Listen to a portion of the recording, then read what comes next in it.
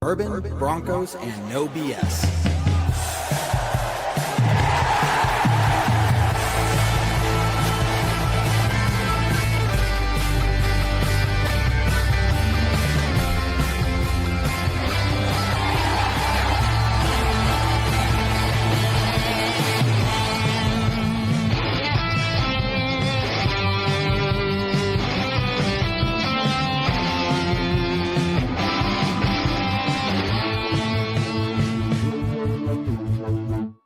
Fans, brews, and Broncos news.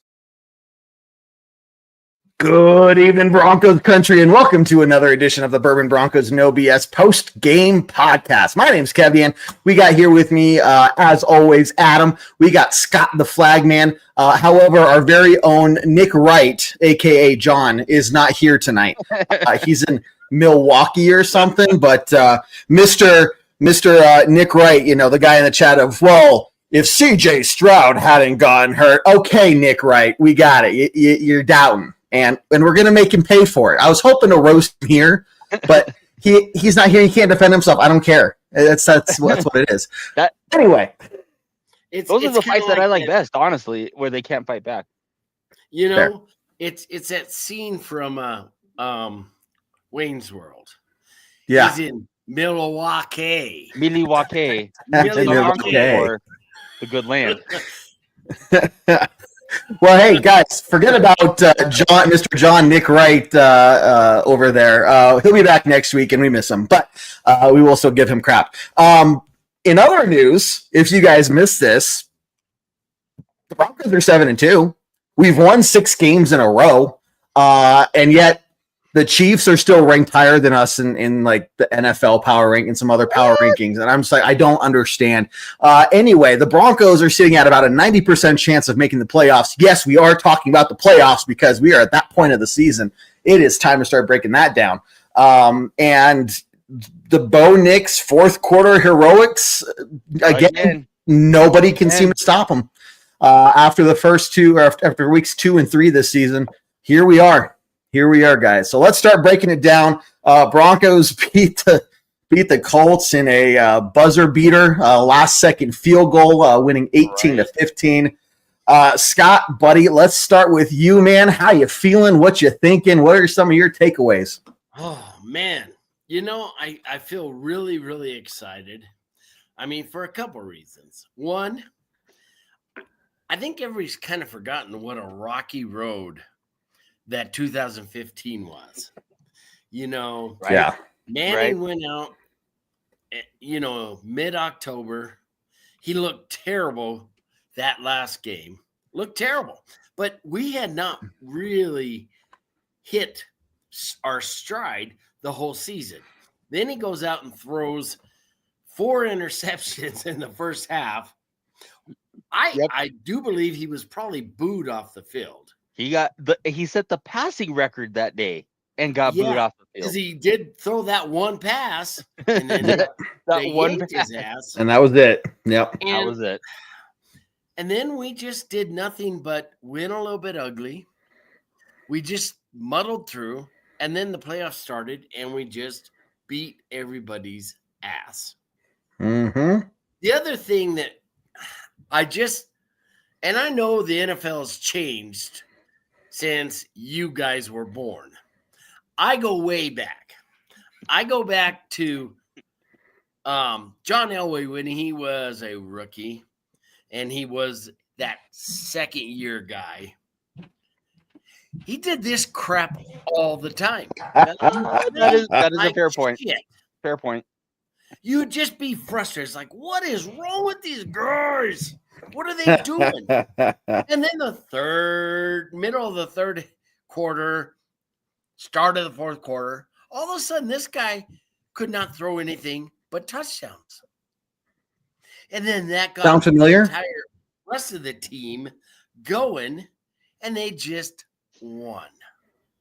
Mm-hmm. But John Elway was not just blowing the doors off everybody. Peyton Manning did in 2013 and 14, and he was amazing to watch.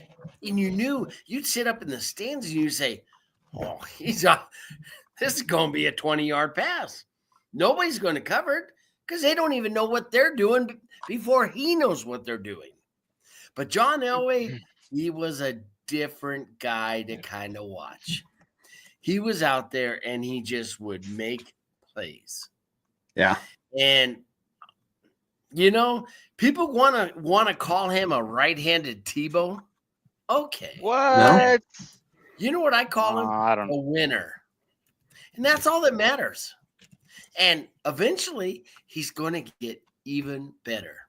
You know, I want this guy running when he sees that he needs to run. And he hasn't done that. He did that at that last drive. I mean, suddenly he's running his ass down the middle of the field. Right. And Yeah. Well, you bring up something interesting there. I kind of saw a theme of it throughout yesterday, some of the stats, and I heard somebody else talking about this. You look at the stats through the first 25 starts for both John Elway and Peyton Manning. Their numbers are incredibly similar. Right. And then somebody was talking, and maybe it wasn't yesterday. Yesterday ended up being kind of a blur. If anyone was watching our live stream and saw how I was in the fourth quarter. Anyway, that whiskey was good. We all could tell. You look back and you see all these game-winning drives from John Elway. And somebody asked, do you know why that is? Do you know why you have so many game-winning drives from like the Elway years, but you never really see in-game, early-game highlights from John Elway? It's because of what you're talking about, Scott. The first three quarters, the first half of the game was crap. And they were very used to being in these situations of needing fourth quarter comebacks, and John Elway was clutch in those situations. You see it, like history repeats itself. I'm just saying, I'm not saying Bo Nix is John Elway reincarnate because John Elway is still alive. However, it is kind of scary, scary similar in how their numbers are when you compare them side by side, and then you see this trend. And Scott, you're talking about, the early years of John Elway. It sounds a whole hell of a lot like what we're going through right now. So, guys, just keep that in mind. I'll take it. I'll take it too. I mean, for years we were sold this bill of goods that Drew Lock was going to be the guy, and Drew Lock would do just enough to get you beat close. There are good, God-fearing people who I like and respect and have broken bread with them, but who are so wrong in that they thought that Trevor Siemian could do anything but play dead in a Western.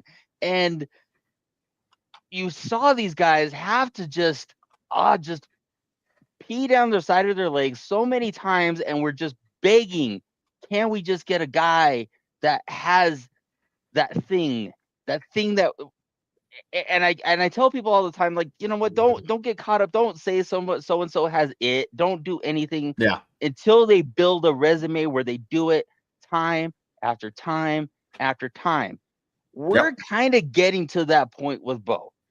And that you can say that I'm looking at it through orange colored glasses or whatever. But when you're being asked to come up big in nut cutting time, guess what the guy is doing? Every single time, whatever that thing is that helps that everything slows down and the game just start.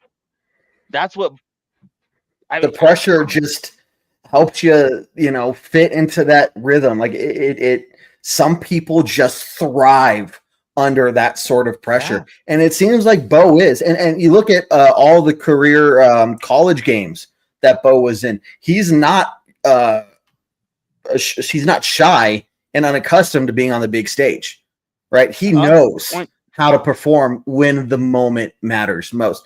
And he's still got a ways to go. We're not sitting here saying that he's a shoo-in for the Hall of Fame or anything like that. No. But again, we see this guy time in and time out from last year and going into this year when the moment matters most, he becomes clutch. And Adam, you're right. How many times do we have to see this in a row before we go, yeah, that's where he's at? He struggles in these early parts of the game. You see, maybe he's a little excited. Some of these balls he's throwing have a little too much zip on them, right? You're like, calm down. But then when things get going, it's beautiful. It's absolutely beautiful to see. So to have a guy that in his second year is clutch, and we can trust him to be clutch in those moments, that's a pretty damn good place to be, right? The rest can build up around there. I mean, everybody's frustrated that the offense isn't performing like we all kind of think that they can, and I think that's something that we can actually maybe dive a little bit deeper into, because that may or may not be the case, especially when you consider some of the defenses that we played against.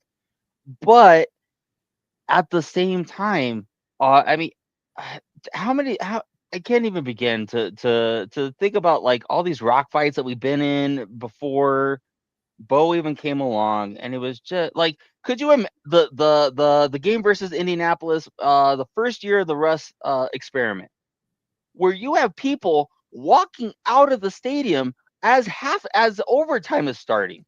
Yeah, because they're just like, we know how this is going to end. Yeah. You have people leaving the stadium with absolutely zero faith that those guys were going to pull it out. And yet they're at 9-9 going into halftime or going into overtime. And now you have Bo, who's like, we're down 19-0. Okay. We got this. Hell, I think everybody was frustrated at 15-7 yesterday heading into the fourth. But like Sean Payton said, I don't think anybody was unconfident that we weren't going to find a way to pull it out either. Mm-mm. And he said as much, that like everybody is completely calm. Everybody has total faith that Bo is going to be able to take this, and not an ounce of panic. And that showed in the more composed team being Denver yesterday. Yeah. You know, I think Sean Payton could really, really help this. Just simply by running the ball consistently through the first half. I mean, we got off to a start. At one point, it was 10 passes, and I think 2 completions, something like that, and 7 runs for over 45 yards. So it was worse than that. Yards a carry. Ah. And then from there, it went up to 17 passes and 1 more and run. 6. I think at half we were at 17 passes and 6 rush attempts. It was ridiculous. Yeah. I mean, because Dobbins was running very, very well. And I just still cannot figure out why, when the run's actually working, you just suddenly stop. You know, you go 2-3 and outs and not 1 run. Makes no damn sense. And I will tell you, they need to start giving Bo more of the green light it's okay to run it and pick up the first down, as opposed to just, unless you're going to make those throws.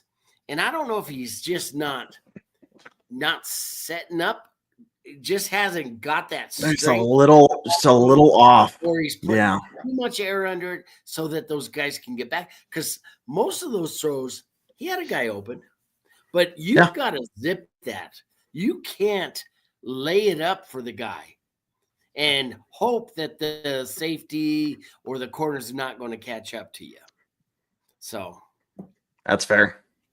Guys, hit like, share, subscribe for me. I don't have pants on. I knew I was forgetting something. Gary, thank you for reminding me. I don't know if that's going to encourage people to like, share, and subscribe. How about this, guys? If you like, share, and subscribe, I won't stand on my head unless I have pants on next time. How about that? Is that fair? Is that good? My interest is peaked. I don't know. Maybe that's a little TMI. I don't know. I don't know. That is way too much TMI. Hey, guys. I'll edit that out. Moving on. Really quickly, we got a game Thursday. We got a game Thursday night at home against the Raiders. Roy says it was great meeting you, Scott, at the Giants game. I met Roy as well. We met Ken before. We've had a couple fans come by the tailgate. So, guys, if you're going to the game, this week's game, any other home game, again, you are all more than invited to the tailgate in the back of Lot C. If it's the Raiders game, it's going to be on the west side of Lot C because Raiders fans are more than likely. Scott, you're too nice. Either way, it doesn't matter. Just look for the place with all of the flags flying. You can't miss it. I guarantee you. Between Roy and Ken, they can attest. It's very easy to see. So bring yourselves. Don't worry about bringing anything else. Just come on over, have some great food, great drink, great people. But you are all more than welcome at the Flagman tailgate. Now, we were spending a lot of time so far talking about the offense, particularly Bo. Definitely want to come back to more of the offense in general. But let's look at one of the other big topics from this game. This definitely could have almost lost us the game yesterday. Absolutely. And that is special teams. Here we are again talking about special teams. How many games is it going to take for them to either blow it or almost blow it to where something changes? Obviously, changing the special teams coordinator, Sean Payton's handpicked guy, isn't working out. Sean Payton went on the radio today and was just swearing by his coaching staff, saying the coaching is not the problem. And I mean, players listen to these things, and he was straight up calling out the players and not taking any credit. Now, and it's interesting because Sean Payton is not a stranger to standing up behind the podium and saying, I, as a coach, got to do better. We got to do better as a coaching staff to set these guys up for success. So when he then, on the other side of the coin, goes up there and says, this is not coaching. This is all on the players. I'm paraphrasing, right? But he did not say, well, coaching could be better. He was calling out the special teams players. Guys, what are you seeing from special teams? What do we need to fix? Other than just, it just seems like there's so many little mental mistakes that's causing these blunders. And that's what they are, blunders. Well, I mean, can you coach Michael Bandy not to field the punt at the 10? Can you coach Michael Bandy to just let the ball go if you I thought that was like a high school kind of concept. That was mind-numbingly bad. I mean, he's not the normal punt returner because you're gonna have Marvin Mims back there. But it's just, I mean, Tyler Bidet had his little gaff in the end zone where he fielded in the landing zone and didn't. So we had to take 15 yards off of the drive. Though. Whatever the case may be, though, it just seems like it's always. I mean, Miners misses a block that ends up being a field goal. So I mean. That was huge. Sean Payton is a good player. Yeah, so Sean Payton is making an entirely valid point of saying, hey, I can't go out there and block. I can't go out there and field punts, but I can damn sure go find somebody who can. So maybe this is not even a malaise thing. This is like, dude, like, yeah, we're 7-2, but easily special teams could have cost us that game yesterday, and that easily could have been a 6-3 game. Or 6-3 loss. Has cost us at least one game. One game this year, yes. Yeah. Last year, at least two. Yeah. At least two last year. Both divisional games. Yep. So it's interesting. This team overcomes these mistakes most of the time. They do. But man, are they going to continue to be able to overcome stupid, mind-numbing mistakes? The fact that we lead the league just in penalties, both in yardage penalties and in number of penalties, pisses me off. We're not the damn Raiders. That's what that stupid team does. Yeah, they're proud of it. I'm not proud that we're playing like this. This is not us playing tough. It's being stupid. And that's going to get you – you're going to get knocked out in an important game because of it if we don't fix it. And I don't know if we can. It's halfway through the season. It hasn't got better.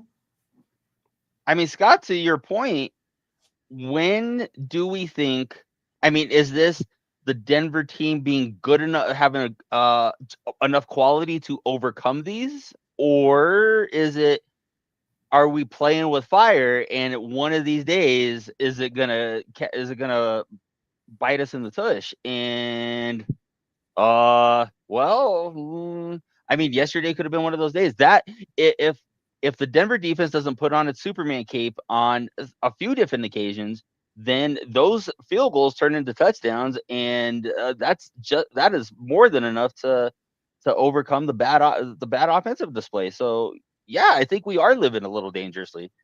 Well, and so then you start getting a reputation. I don't know. Remember that long pass that was clearly pass interference? The guy wrapped around him 5 seconds before the ball hit him. And they were like, oh, what great coverage. But the problem is you get a reputation of just not being able to make those plays. And pretty soon, it's a self-fulfilling prophecy. Yeah.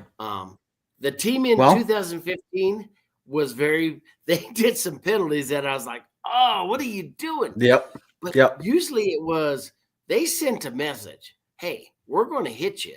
And maybe we're going to hit you a little bit harder after the whistle. Yeah. But they were good enough to overcome those. At this point, I don't know, maybe we're getting good enough to overcome them. We haven't lost because of it at this point, other than in Indy. But totally it bothers me. Especially when it's stupid penalties, like us lining up off sides.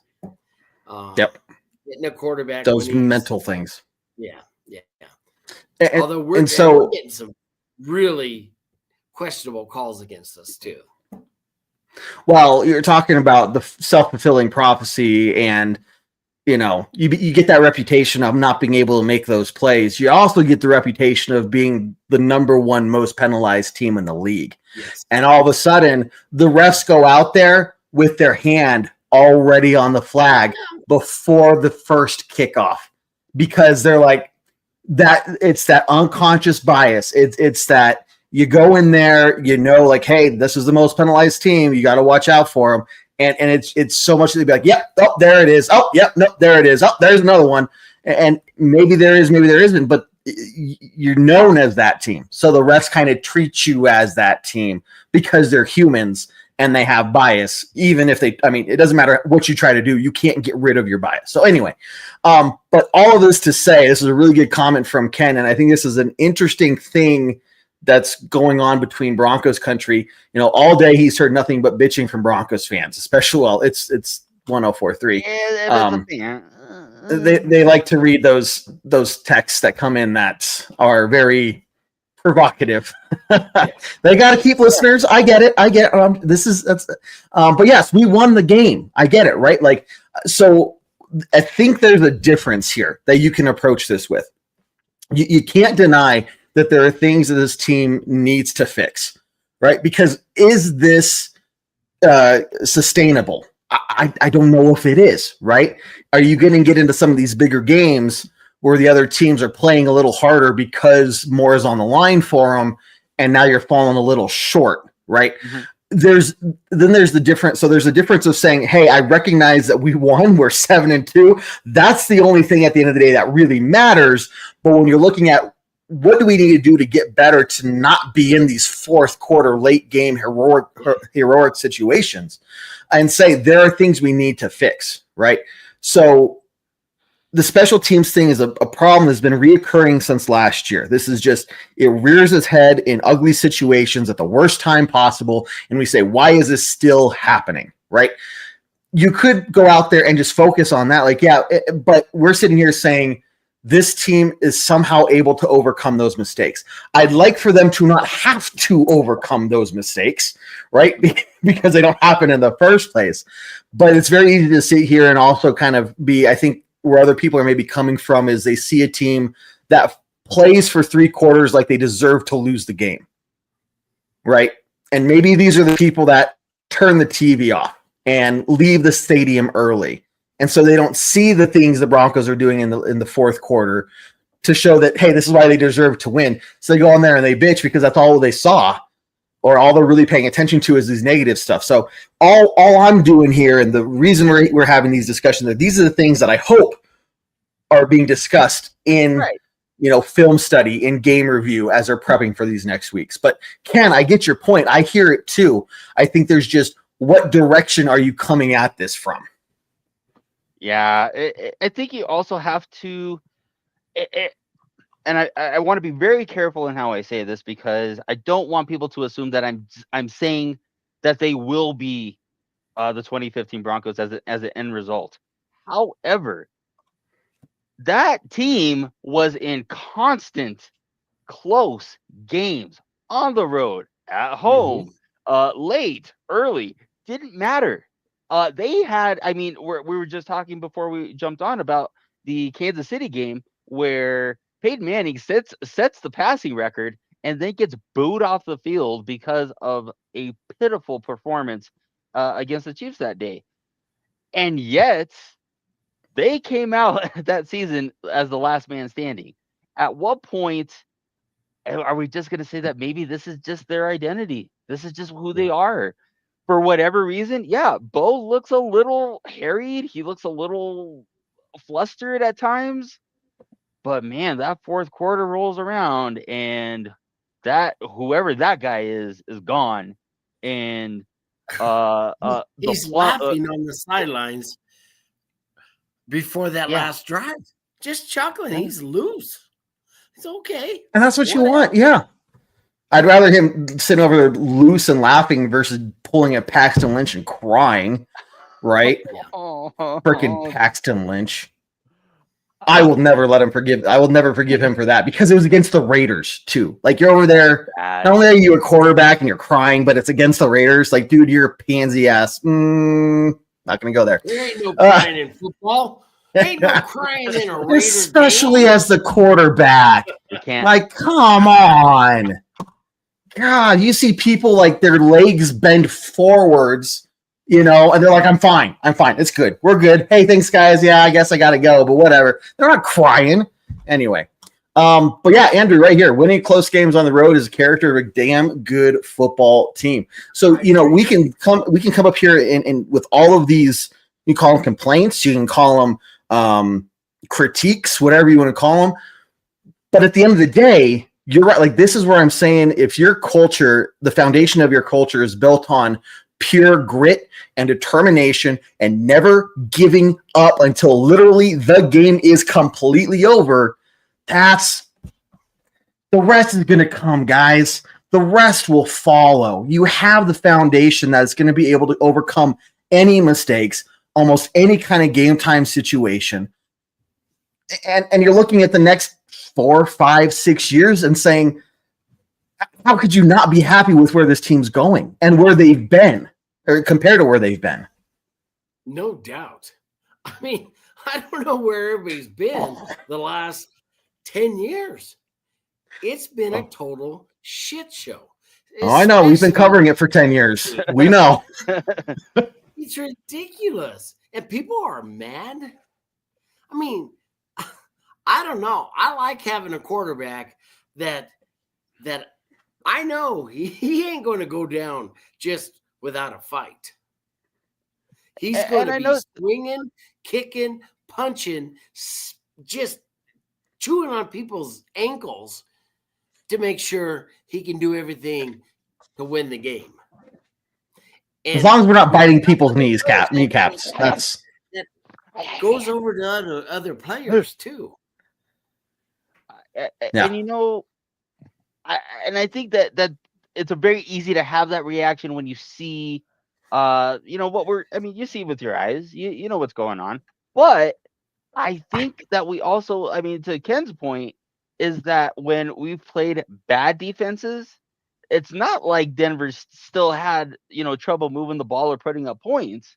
It's only been on the road against the Jets, on the road versus the Eagles, on the road versus Houston, all of these teams who have good defenses in hostile environments.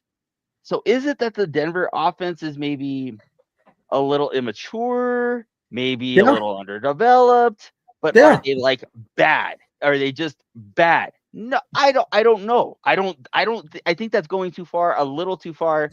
Now, could they be better? There's a lot of room to get better, but I don't know that it's 100% fair to say like that this is a bad team or this is a bad offensive team or anything like that. I think that's going a little too far. Yeah. Schedule makers did not do us any favors at all. They did not. So look, Ken, I'm right there with you. I know where you're coming from. I hear it and I see it too. It's very frustrating, and we go back to the Peyton Manning years. You go back to 2015. And you kind of got to wonder, like, why weren't Broncos fans reacting similarly to how they are now? And maybe it's because it was Peyton Manning. He was known, right? You knew he had such a resume that you knew what to expect from him. You knew what he could do, especially once they got into the playoffs, right? With Bo, you don't have that. So I think people are kind of using the last 10 years as a metric and applying that to Bo because they don't have anything else to go off of other than what we've seen the last year and a half, which isn't a lot, right? But now that we're at a year and a half and we have all, 25, 26 games in the book, we can look at this and say, we're seeing patterns.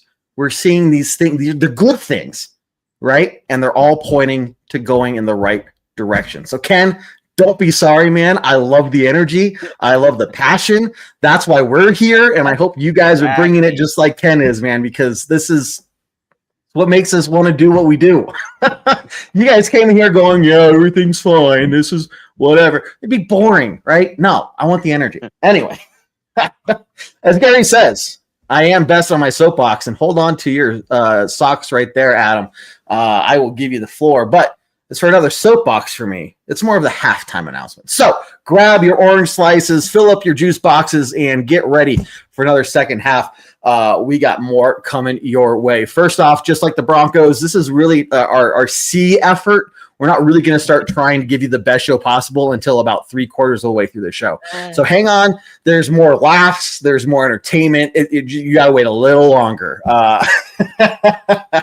But for all the other stuff, guys, of course, this show, Bourbon Broncos No B.S. Postgame Podcast, live every Monday night at 8 p.m. Mountain Time. And then Tuesdays, every Tuesday night, is our flagship show of the podcast, going live at 7 p.m. Mountain Time, again, across all the different platforms. Make sure you're following us on iTunes, Spotify, Google Play, Stitcher, wherever you listen to your podcast for the pregame podcast.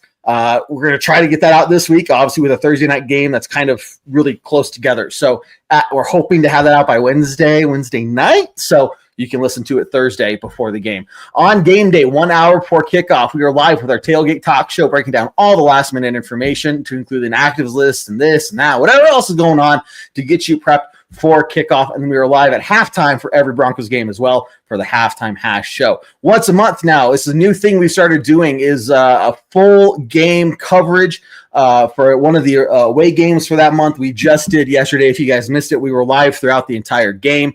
We did the Jets game. I was really hoping when I picked these games that they'd be games that were relaxing and we could sit back and just chill by like the third quarter, but that hasn't been the case. The next game we will do is December 7th, I believe it is, against the Raiders. We will be on the road against the Raiders. So first weekend in December there, you can join us again for another full game coverage. But otherwise, before that, 1 hour before kickoff and halftime show, you can bet we're going to be live. With that being said, make sure you sign up on the podcast or on the website there, broncosandbourbon.com. See all of our latest videos and episodes and shows and podcasts and all the cool stuff that we have all in one location right there on the homepage of the website. We also got the articles, and Adam's doing a fantastic job writing some articles for us over there. So make sure you go check those out. You can comment, let them know what you think, talk amongst each other, all that cool stuff, guys. But again, it is free to sign up this year. If you sign up for free this year, you'll get upgraded for free to the first level membership tier once those are introduced next season. But if you sign up after the Super Bowl is over, I'm sorry, you're going to have to pay for any kind of upgrades. So this is the time to get in on the ground floor, as that website is still being built out and probably not going to change too much before the offseason because I just don't have time. But it's there. It's at least some functional order for you guys. Building a website takes time? Yeah, especially when you don't know what you're doing. It makes it real challenging. That's the other part. That's the other challenging part. Is we don't even know what we're really doing. We're trying here, guys. We're fumbling our way through it. But with that being said, guys, all of our content, we have all this stuff for you guys. Second half of the season is going to be just as strong as the first half. And now we got playoffs to talk about too, because this stuff's coming down the pike real fast as they start flashing up those playoff seedings and everything like that. Believe it or not, guys, it seems like all is right with the world. You have the Colts, the Patriots, and the Broncos on top of the AFC right now, all tied for first place at a 7-2 record. The Colts holding the tiebreaker against us, but none of the teams have a Manning, a Brady, or whatever. Like it just seems right that this is what the playoff picture looks like, especially Adam, as you pointed out. If the playoffs started today, the Chiefs would be golfing because they would not be in any games. So it's just interesting, guys, the way this has been an interesting season so far, and it's going to get even more interesting from here. Yeah, Ken, really quickly, I totally forgot that you sent this. So Ken did a whole bunch of math, and that's above my head. But you did come up with that score that is like, hey, based off this and that, and Broncos have the advantage here, Texans have the advantage here. They're even in this category. Your score to come out to 18, or basically 18-18, and that's pretty damn close. I mean, I don't know what you got going on there, Ken, but I might need to talk to you and maybe start making some bets again, because I say you take a trip up to Blackhawk. Maybe. Right? Ken, I think we got a Blackhawk trip coming up for us. I'll pay. I see all these beautiful mind equations. It was fascinating. I'll show you guys the message. It's like I said, above my head. I kind of there's numbers and stuff, and I just don't get it. But Ken was freaking spot on. So great stuff there, guys. I'll take your word for it, Ken. I'm just a journalist, man. I'm good with words. The number. Let's see here. Going back to some of these comments here. Roy says, this works. So Broncos maybe go to cardiologist this morning. I was telling the guys before the show, I woke up this morning. My beard was not this gray yesterday morning. I swear. It overnight did this. And it wasn't the whiskey's fault, that's for sure. Scott, you have a bunch of prayer candles. Now, I think you got those Broncos lights, your homage to the Denver Broncos going on behind you. And it's, guys, to see it in person, it's freaking beautiful. Amazing. Oh, okay. All right. I mean, I wish my room was going to look half as good as that someday. So, Scott, you got it going on, man. I do my best, takes 2 packages of batteries to replace all of the little lights that I have on the shelves. So, because they're not all plugged directly into electricity. Sean, hey man, how you doing? Trying to bring a man down, someone who has done no wrong, giving back to me and his team time and time again. Sean, first off, buddy, it is so good to see you here on the show. But to say that Mitch Frabroni has done no wrong, I'm sorry, you just can't say that anymore. After that personal foul. Oh, sorry. I'm sorry. Frabroni was up here for me, and now he's down here for me. It just... I canceled my Mitch Frabroni jersey order and everything, guys. I still think it was a bogus call. I'm sorry. It was. It was. But I got to give Sean some crap for it. I don't want to hear that logical rationale over there. I mean, I thought we were popping off at the mouth here. That's what I like. Oh man. Okay, guys, let's go over to the let's see. I'm looking at the comments here. Yeah, Ken's gonna try the math again with the Raiders game. Interesting to see what you're gonna come up with there. Sean says someone who plays all the way to the whistle and they throw a flag on him for making a play and making sure that sounds like excuses, Sean. Sounds like excuses. We're in the results business, Sean. We're not in the excuses business. Okay. Thanks. Hey, next time you see Mitch, just tell him I am thoroughly disappointed in him. And knowing that he knows who I am, because he Not listens to us. I imagine that's going to go a long way. Hey, Not guys. mad. I'm disappointed. You know what we haven't talked about yet today? That'd be the Broncos defense. That's right. What? Coming in clutch once again.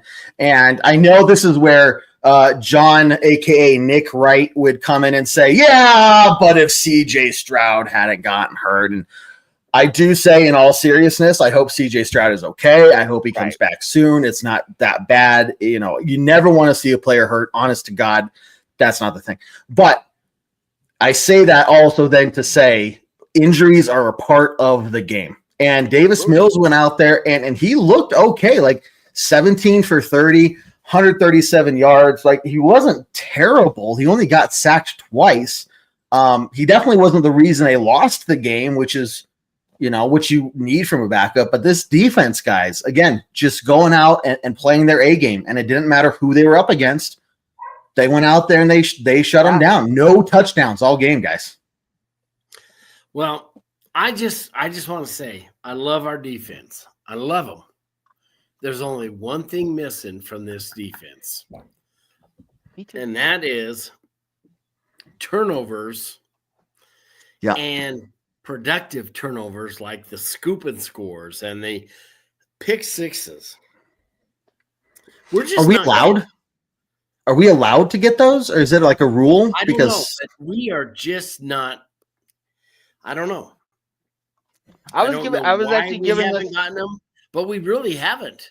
You know, I was watching the Cardinals and the Cowboys, and the tight end catches the ball or over the middle, and they just wipe him out and knock the ball loose. Mm-hmm. Where are these hits with us? Because that's the only thing that is my only bitch about the defense right now is let's get some turnovers, and you know, if we can turn them into touchdowns right away, all the more better. But that is the difference between this team and 2015, in my opinion, right now. Yeah, I mean, now that is a. I hope it does. That is a fair point, and I think everybody's been a little. I mean, that's probably is like the one minor critique of the defense right now. But I was actually giving this some thought during the podcast or during the live stream yesterday, and kind of thinking like, you know, why don't we have more turnovers? Because this is a pressure, you know, aggressive, you know, defense that has a crap ton of sacks and a crap ton of pressures and a crap ton of hits every single game. And do we maybe think that maybe offenses are being just extra cautious because because of how aggressive the Denver defense has been? I mean, Davis Mills is a backup quarterback. Typically, those guys are in positions not to turn the ball over. He didn't put himself in a whole lot of positions to turn the ball over. I mean, he's going 10 for 17, 10 for 20, one, you know, whatever. It's not like he's pushing the ball down the field either. You're seeing a defense that, you know, has kind of taken everything away so that the only things are really high percentage throws, high percentage short throws, staying on the ground. I mean, I think it's almost like opposing offenses are maybe taking the air out of the ball a little bit so that they're not turning the ball over. Turnovers typically come in bunches. I thought maybe the dam was starting to crack a little bit in the Dallas game, and then we went right back to nothing. So I mean, unless you guys could maybe think of something interesting idea here, like maybe, because honestly, I'm grabbing for straws at this point, because you do got to wonder like what's going on here, and maybe like are the players maybe playing just a little bit reserved because they know they're getting flagged so frequently on so many other things, you know, like it's one of those things. Like I got to wonder, like, I don't see the hands coming down or punching at the ball, you know, to try and set it free. Like what we saw with the 2015 team where they were saying that ball, I'm taking it, right? Yes. I'm going to get it from you. Don't, that's the one thing I don't see from this defense. I'm going to get the ball. Right. So it's like if they could figure that out, that would be like the one thing to make this defense go from great to just extraordinary. these close games would become not so close. You know, because we're keeping people out of the end zone, but between the 20s, you know, let's get the turnovers, rally to the ball, and attack the ball. Yep. No, so I mean, Ken, good point here, especially when it comes to math. But it is a good point. Like these are baseline numbers, right? This isn't inflated. This isn't taking into account, well, they got a pick six, they got a scoop and score, they got a fumble, you know, that put the Broncos on the 10-yard line and they scored the very next play, right? These are the point totals we're getting are 95% the Broncos taking the ball down the field and earning their points the hard way. And now you imagine just what that would look like. And so, yeah, Ken, good point. Like, this is sustainable in terms of, like, this is what they're doing without the help of turnovers. If this is what we were doing with a bunch of turnovers, yeah, it'd probably be a little bit of a different situation. I mean, to that point, during that 5-game win streak last season, the defense played a lot better. Oh, it was a lot of it was predicated on turning the ball over. When they couldn't get those turnovers, and you saw that against New England, you saw that against I'm drawing a blank on that first Texans game, when you saw that they couldn't get turnovers, it was a different defense, totally different defense. Now, fast forward to this year, not getting turnovers doesn't seem like it matters. No. It doesn't seem like you had the Texans get inside the 10 twice yesterday and come back with field goals. Like in any other situation, those are touchdowns, especially the first one that they're on the doorstep and couldn't get it in. So that's what she said. But you know, so what Ken is saying, it is totally sustainable, and I think I'm still of the mind that the turnovers are coming. It's a matter of time. It's just a matter of time. Yeah, maybe, hopefully. You know, one of the things that has not been talked about, we've bashed special teams. Check. Crashaw in the preseason. Crawdaddy. He looked like cross shit. Yeah, he did. Mean, and this guy right now, oh my God. When was the last time we had a punter that would turn the field consistently like he has done? Because early in the year, preseason, it was you get a good punt and then you get 3 crappy-ass high school punts.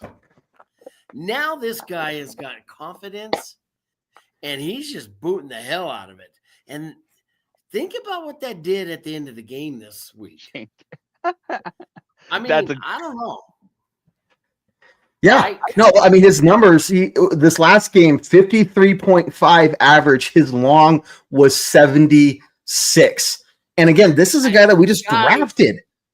I tell you what, I hated the guy. I thought, oh my God, another shitty punter season where every fourth down I'm just like sitting up in the stands bitching that we're going to get a 40-yard punt.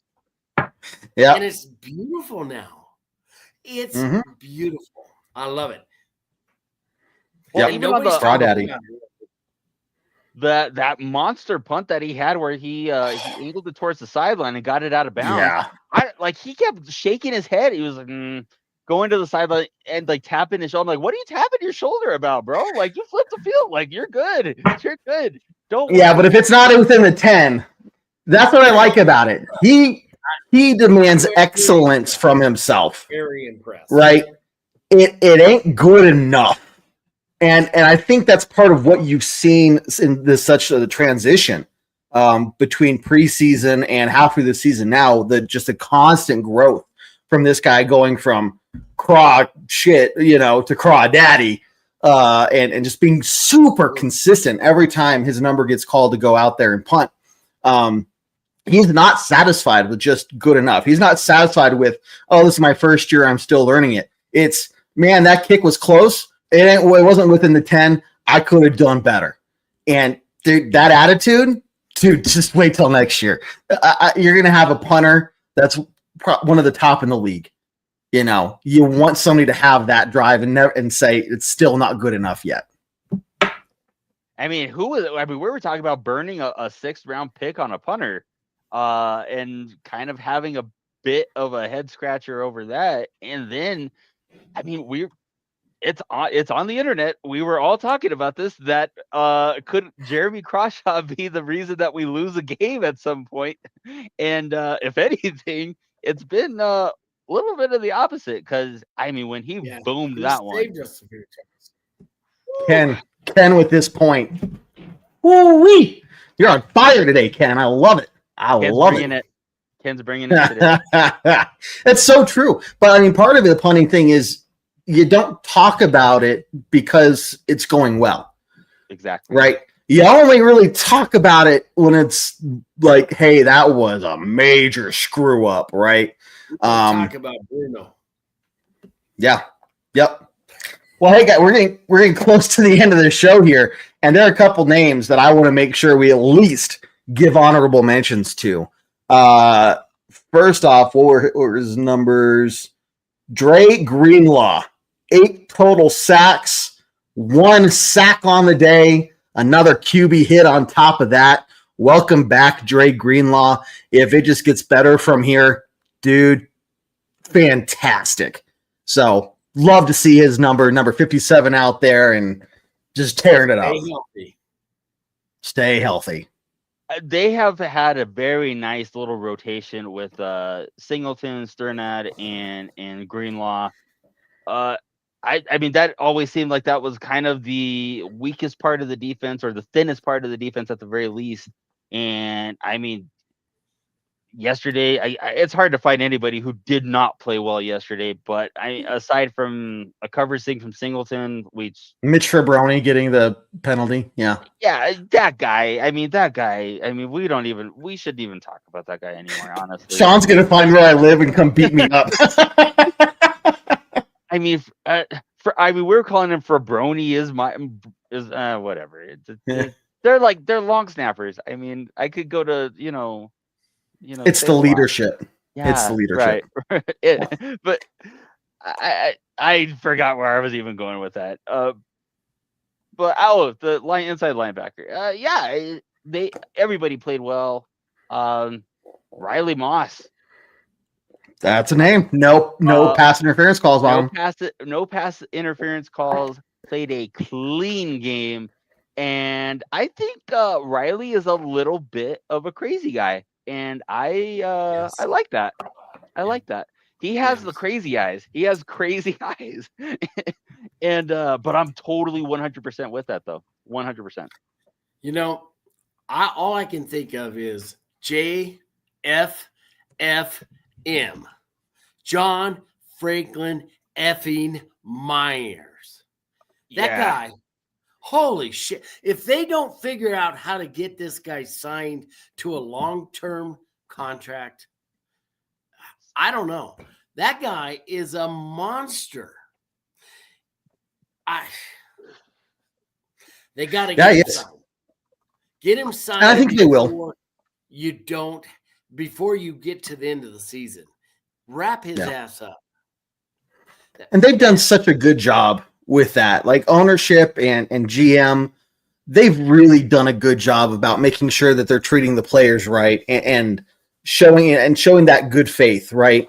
Treating them right with good contracts, very fair contracts. And I think it's part of why the players are so happy on the team. It's not like the Cowboys, it's not like the Bengals where those owners are crap, I got to show this just because I got to find a sticker of it or something. But, I mean, look at this. I don't know what's better, Bo Nix's crazy eyes or Riley Moss's crazy eyes. I mean, look at that. I think Bo had that was more competitive. Close. I'm ready to go. Let's go. I think Riley is a little crazy. I think he's a little crazy. Corners are an interesting breed just as themselves. But yeah, not like, not needs to be institutionalized or anything. Just a little, Yeah, a little Yeah. quirky. and that's okay. I think he's, And that's I'm okay with that. Daddy's white. totally okay. Let's see, James. We got to give props to Dr. Drain. I like that. Chris Abrams Drain. I think we might need. Yeah, that's another nickname to add to the list. Dr. Drain. I like it. That was Zach Allen. Good play where he pulled up. Yeah. Because he'd already was starting to dive as that guy's going down, but he made a real concerted effort to just not hit him with his helmet. And he did. He just hit him with his shoulder. It was a clean hit. I was shocked as shit when they overturned that penalty. Yeah, me too. It never should have been called, but I understand calling it. Mm-hmm. They did the right thing by looking at Oh, the yeah. hit. Yeah. Of course, Houston forgot about the hit that their guy gave to Trevor Lawrence. Yeah, Trevor Lawrence. Lawrence. Yeah. I mean, now that was a cheap shot. That's different. Yes. We also got to throw in number 9, Mr. Mr. Talanoa Hufanga. Basically, He was he dropped. The one was an interception for about half of a second. Okay, he had that thing. But Mr. Talanoa Hufanga, once again, just lights out game. Jared even mentioned this yesterday that, we all kind of thought Dre Greenlaw would be the prized free agent acquisition. And if anything, it has been Tala Hufanga who has taken this defense to another level. And you just see, the almost interception that he had, he takes the wrong person and then just in a dead sprint makes that up and almost comes down with that pick. That is, and every week I hear about a new person saying like, I love number 9. I love Hufanga. So yeah, just another guy who's balling out right now. Every time the defense has been great and the teams have been great, we've always had that safety. That guy. That makes those kind of plays. Even in the early 2000s, when we weren't going further than championship game a lot of times, you had Lynch, you had Dawkins. We have always had hard-nosed, hard-hitting safeties. And this is not a slight on our other safeties who, Simmons is a good player, but he didn't have the it factor. I never felt like, oh my God, this guy's the game changer. Yeah. He just was get that with Hua. He's solid. He's probably not going to lose the game for you, but he's sure as shit not going to win the game. Yeah. We're getting close to the end here, guys. Big Shane has a request, and he's been watching us all night, so I'm going to honor that. Before we end the podcast, can we discuss our 3? Each of us can give an input on will the Broncos' offensive play calling get better? Dude, I just want to know too. I wish I had an answer for you. We can't play like this against the Chiefs. Go Broncos. I think there's a number of teams still left on the schedule we can't play like that against. Yeah. The play calling in general, I think it seems like Sean Payton, and every team does this. I think I talked about this yesterday. Every team comes out there with a list of things they want to accomplish, right, for the year. At some point, you have to look at it and say, we just can't get to the rest of the list. We're halfway through the year. We're starting to think about playoffs. We have to just focus on what we can do well and work on the rest of it next. That's a next year problem. It still seems like Sean Payton is like, there's still things we want to do, and he's still working on those in the games, which is leading to it's those funky play calls. It's, screens in weird situations or bubble screens, whatever, in weird situations, funky. You're just trying to get too fancy. And so it's like, for me, if Sean just dialed it back to saying, hey, here's what I know we do well, let's stick with that, the play calling would get better immensely. I'm not the coach. This is just speculation. I don't know what's actually going on, but that's my take on it. Guys, what do you think? I got 3 things. 3 things. Run the ball. 1. Way more. Run him until it looks like we can't run anymore. His legs are going to fall off. Yep. 2. You got to get Bryant back in the game plan a lot earlier and use that middle of the field. And then 3 things. Okay, I'm like the guy in that SNL skit. You know, we need more cowbell. We need more screens and swing passes. Yeah. It's like, no, you don't. No. I promise you don't. You always need more cowbell. No, didn't I? You did. You got it. I will say, you always need more cowbell. You need less screens, okay? I like some cowbell. Me too. Dude, Adam, wrapping it up. I'm sure we took the things that you were already going to say, but I'm going to put the pressure on you, man. What you got? See, we're always looking for a different point of view. We're always looking to not beat a dead horse. Pun may or may not be intended. But we keep saying run the ball. Okay. We keep saying, what can we make minor little things here and there that can make a difference? And I think you can. 1, Bo, for the love of God, just run, baby. Just run. Baby, run. Even if it's 5 or 6, even if you're not ripping off 20, 25 yards at a time, you're keeping the offense on schedule. And we've seen that when the offense plays on schedule, maybe not explosive here and there, but plays on schedule, they put up points, and that's where Bo is best right now, in that short to intermediate game. The second part of it, the play calling, I wish that Sean would give the card up. That's not going to happen. That's just not going to happen. So you do kind of just hope that maybe this becomes where he just throws out maybe certain things and then he just commits to running the ball. I know that we say this every week. And I tend to defend the coach more than the fan or myself complaining, because they probably know a little bit more than I do, probably. But it is becoming harder and harder to defend that when you have J.K. Dobbins ripping off 7 and 8 yards at a time and only running the ball 7 times.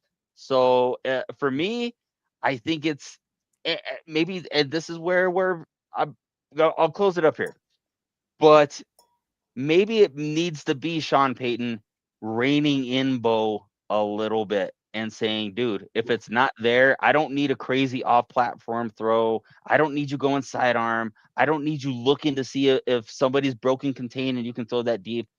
I need you just to get the 5 yards, or I need you just to find the check down, and let's just stay on schedule. When we saw that last year, without the benefit of Bo being comfortable in the offense looked better.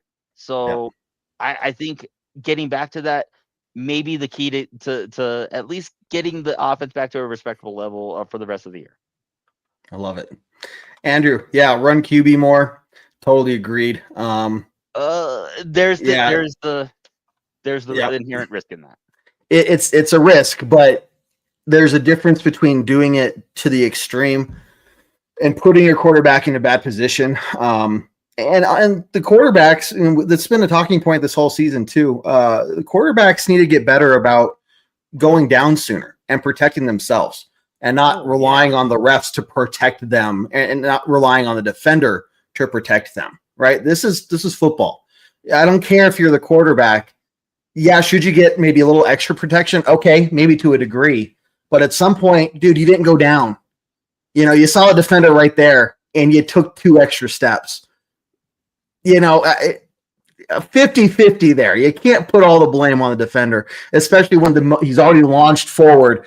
And as I said in the broadcast, once you launch forward, Sir Isaac Newton's in the driver's seat, man. Like, and I figured out where I was from. Apollo 13. Boom. But there you go. You just so it's a danger.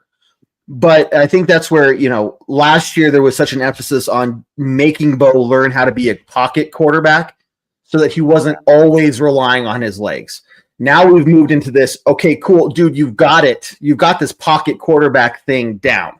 You understand that you can play from the pocket, but now it's okay to use your legs when the situation calls for it. So, yes. Anyway, guys, we've gone over, and that's okay. We started a little late, but let's do some quick closing thoughts, go around the horn. Once again, guys, quick reminder, tomorrow night, 7 p.m. Mountain Time, another show of Bourbon Broncos No B.S. As we finish up talking about the Texans game and move forward to the Raiders game this Thursday night in Denver. Also look for the pregame podcast coming out either Wednesday night, Thursday morning. We're going to see. We'll try our best. And yeah, pregame starts 1 hour before kickoff, and halftime starts at halftime. So make sure you tune in for those shows, guys. And then one last plug, broncosandbourbon.com. Check that out. Read the articles, see all the stuff that we got going on over there. Let's start with Adam. Adam, buddy, closing thoughts. You first, man. So many moons ago, I was a little disappointed when one DeMeco Ryans was not selected to be the next Denver Bronco head coach, and the job ended up going to Sean Payton. I could, from yesterday, the Broncos made the right choice, and I think the Senators made the right choice. Mostly because let's talk hits, and let's talk cheap shots. All right, so you're gonna basically defend the guy who is known for taking late hits and really takes a shot at one of the marketable stars in the league, Trevor Lawrence, allegedly, I think. Allegedly. And then basically intimate that the refs aren't protecting quarterbacks anymore, and what are we doing? It's the wild, wild west. Homie, if you're scared, go to church, baby, because Abrams drain blue. I mean, it's football. What do you want him to do? And I'm in one of the rare moments of good officiating. It wasn't to the head and chest. He hit him with the shoulder. It's just football, and it was a football hit. So, at the end of the day, I'm glad that DeMeco Ryans is where he's at, and Sean Payton is where he's at. Love it. I love it. Totally agree. Looking back, I'm happy. Scott, what you got for us, buddy? Well, looking forward to the scrimmage on Thursday night. Yeah. I think we're going to lay down the law real quick and put these boys in line, and we're going to send that gum chewing, smiling old man back to Vegas, where he can put on his checkered pants and his plaid shirt, and he can walk the strip picking up garbage. I love it. That's I love what it. I want to see. Yep. I'm hoping that the Broncos mini buy starts at about halftime. That would be nice. And if you guys didn't see, that would really be nice. So you saw against the Raiders versus the Jaguars, it went into overtime, right? Jaguars, do their thing. It's the Raiders' turn to try to score a touchdown to match. They get the touchdown, and instead of going for the extra point just to walk away with the tie, they went for 2 to try to win. And you would think that Pete Carroll would have looked back to his Super Bowl 49 moment to say, the ball's on the 2-yard line. I got a pretty damn good running back. Right. All I need is 2 yards. Maybe I want to hand the ball off to him instead of pass it. No, he tries to pass it again and fails miserably, and the Raiders lose. So Pete Carroll is literally, I think, the most dumbass coach in the league, because you can't make this up, dude. Like, you have a really good running back in Ashton Jeanty, and you're not going to try to run up the middle for 2 yards to win the game? Okay, Petey. Okay, dude, you're officially senile. Okay, so I am ready to lay down the smackdown on him, as well as just the whole Raiders organization. So for questions like Jose, I see your question here, man. What are the keys to victory? You're gonna have to tune in tomorrow and 1 hour before game time to hear our keys to victory. That's a later conversation, and that conversation will be had. But for now, guys, Adam, Scott, Mr. Flagman, you guys are fantastic. For John, Mr. Nick Wright, who is in Milwaukee, we miss him. We hope he has safe travels back. We'll see him next week. But guys, thank you very much for tuning in. All of you guys in the comments, you're fantastic. I don't care if we have 2 people watching us or 200. You guys commenting, keeping the show entertaining. Ken bringing the energy tonight. Dude, I love it. And then Big Shane tuning in, the whole show. James, you guys, I can't name you all. I don't have time for it. Andrew, you guys are freaking phenomenal. So keep showing up. We appreciate you guys more than you know. It's exactly why we do what we do here at Bourbon Broncos No B.S. But I've been talking for a while. I got nothing left to say, guys, other than end the show, as we always do, on a very strong Go Broncos. Go Broncos. Let's go, baby. Take care, guys.